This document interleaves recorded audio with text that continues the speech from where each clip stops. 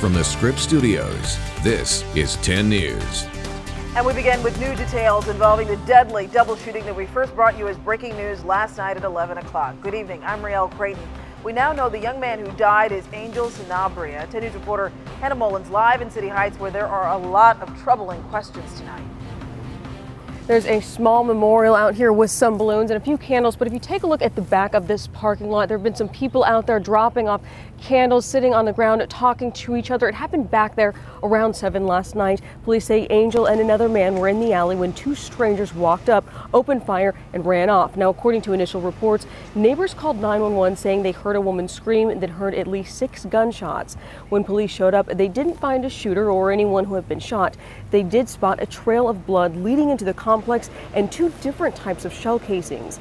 10 minutes later, Angel showed up at UCSD. Someone shot him a number of times, so he didn't make it. A little bit later, another man showed up at another hospital with 1 bullet wound. He should pull through. Now, Angel's aunt called in to say she wants to tell us about them. We'll have that in a later edition of 10 News. Live in City Heights, Hannah Mullins, 10 News. Hannah, thank you. Meantime, a woman is in the hospital after getting hit by a train in Bayho this morning. The Sheriff's Department says she was walking along the tracks near Damon Avenue and Santa Fe Drive when she was hit from behind by an Amtrak train. She was taken to Scripps La Jolla Hospital and is in unknown condition. This is the 3rd time that someone has been hit by a train in San Diego County since just Tuesday. A woman died after getting hit in Oceanside, and a man survived after being hit in San Diego.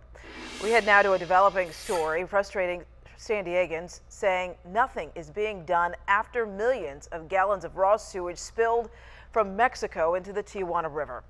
10 News reporter Jessica Chen spoke to a man who says he has the solution.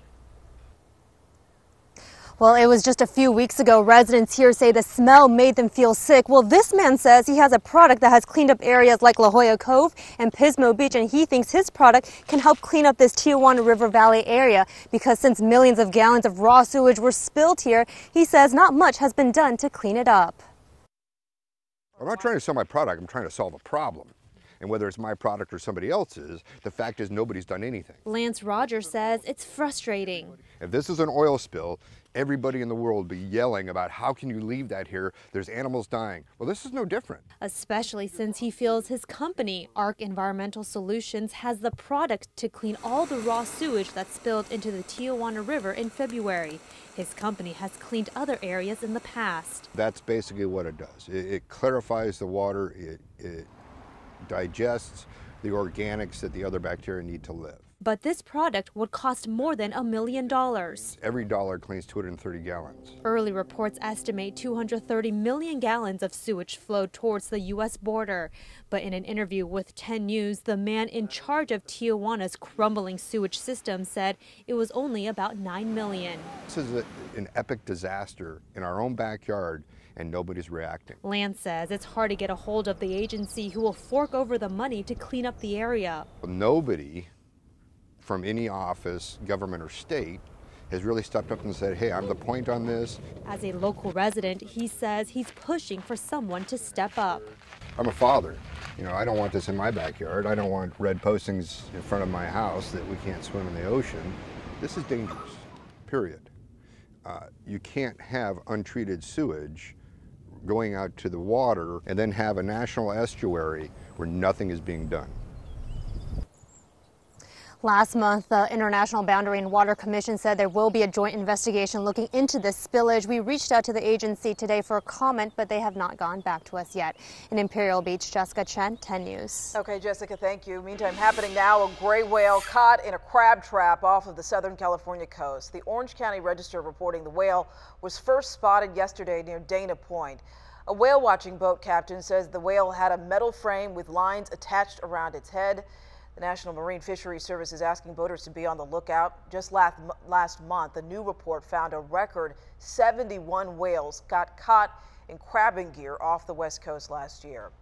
But wait, we're taking a live look now outside. It's been another gorgeous day in San Diego. 10 News Pinpoint weather anchor Jennifer De La Cruz tracking a warm-up on the way. Finally, some good news.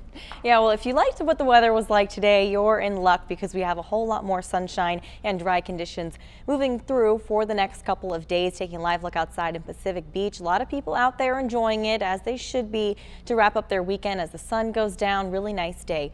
for you here in San Diego. 70 degrees right now in San Diego, 67 in La Jolla, a little warmer inland, 75 in El Cajon, and 77 in Poway.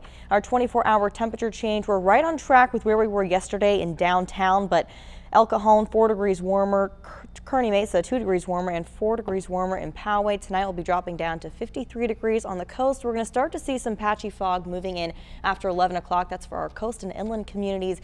Mountain areas dropping down to 45 with some gusts up to 30 miles per hour, and deserts even more so. So patchy fog rolling in overnight. Otherwise, going to be a really nice week, and that warm-up's on the way. I'll tell you when, coming up in your 7-day forecast. All right, Jennifer, we'll be waiting for that. Meantime, severe storms moving through the south.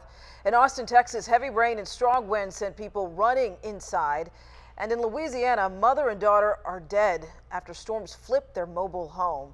Police say an unconfirmed tornado is responsible for the wreckage. The governor of Louisiana is warning everyone in the state to prepare for severe weather until sometime tomorrow. Meantime, rescue teams are racing to rescue survivors in Colombia. Crews digging through the rubble after a deadly mudslide destroyed homes and killed hundreds. Surging rivers sent an avalanche of floodwaters, mud, and debris through the city of Mocoa. The military says at least 254 people are dead. Hundreds more are missing or injured. The Colombian president visited the area yesterday. He says what he saw breaks his heart. Well, there are new developments tonight. A grisly discovery, a human leg attached to a cinder block found at the bottom of a California lake. Divers made that discovery on Friday in that lake near Redding, California, and think the leg belongs to Bridget Jacobs. Her ex-husband, Philip Jacobs, is accused of killing her. He told Shasta County sheriffs that he dumped the body. Sheriffs say discovering the body had been dismembered was news to them. There's no indication that this is natural decomposition, and it appears that there's a dismemberment. Investigators did find more body parts yesterday, but are not saying what they are. Divers are suspending their search until next week because of poor visibility in the water. We turn now to a developing story, a big week ahead for the White House. The Senate may vote on President Trump's Supreme Court pick, but that may not be the only headline. ABC's David Wright reports the investigation into Russian election meddling continues to dominate conversations. A round of golf course diplomacy with Senator Rand Paul. Healthcare reform on the agenda. I remain very optimistic that we will get Obamacare repeal. But President Trump has a more immediate legislative goal on the horizon. I do. He's hoping his Supreme Court nominee, Neil Gorsuch, will be confirmed by the end of the week. On Sunday, another Democrat broke ranks to support Gorsuch. The White House needs 5 more defections to bring the nomination to a vote. Meanwhile, the Russian investigation continues to make headlines. A new poll out this morning shows a majority of Americans want an independent investigation into ties between Russia and the Trump campaign. Obviously, if there was intentional disclosure of names of people who were in the Trump campaign, that has to be revealed. We know for a fact the Russians tried to change the outcome of our election. The House investigation appears to be stalled over Trump's counterclaim that the Obama administration spied on Trump Tower. Today, the ranking Democrat on the committee said he's not inclined to grant former National Security Advisor Mike Flynn's request for immunity in exchange for his testimony.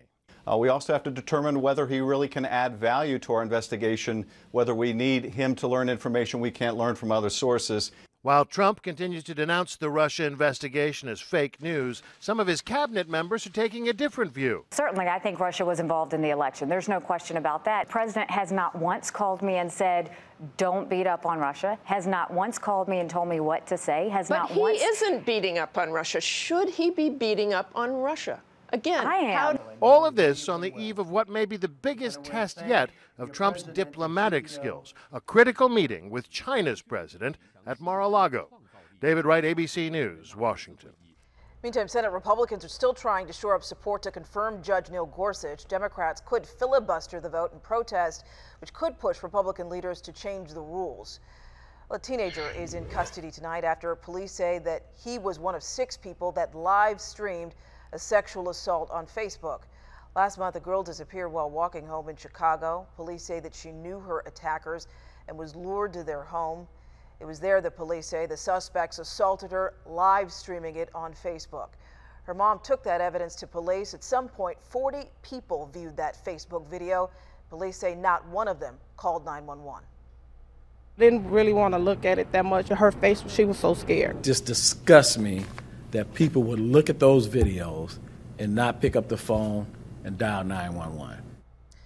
Police found the victim 2 days later. Facebook Live has been used in other crimes.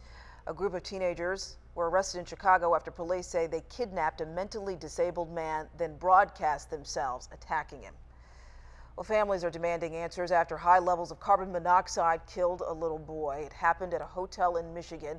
6 middle schoolers found unconscious at the indoor pool. Another one passed out upstairs. Paramedics rushed a total of 15 people to the hospital. Police say 13-year-old Brian Watts did not survive. He was funny and he always joked around and he was like fun to hang out with. Investigators say a broken pool heater is to blame for the lethal fumes. The levels were more than 16 times the federal safety limit. Fire officials say it's unclear if there was a carbon monoxide detector at the hotel pool. There's new video tonight of a woman fighting back against a car thief. Surveillance cameras showing a woman getting gas in Massachusetts last night. A man walks up and hops into her driver's seat. The woman tries to stop him, even spraying him with gasoline as he starts to drive away.